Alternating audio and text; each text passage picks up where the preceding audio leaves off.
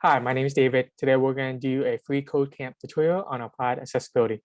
We're going to learn about the tab index and how this adds a keyboard focus to an element. So the HTML tab index focus attribute can take in a positive, negative, or a zero value to determine its behavior. And what it does is that it makes it accessible during the tabs. So certain elements already have this feature by attribute by having such as links and form controls. Hi, my name is David. Today we're going to do a free CodeCamp tutorial on applied accessibility. We're going to learn about the tab index to add keyboard focus to an element.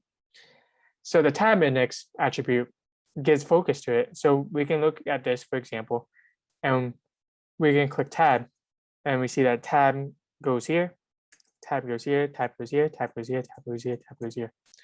And some elements, such as the links and form controls, automatically receives this keyboard focus when the user presses tab.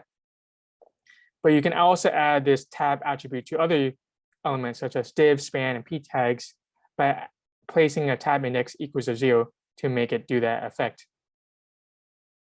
And this tab index can also take a positive, negative, or 0 to determine the behavior of it.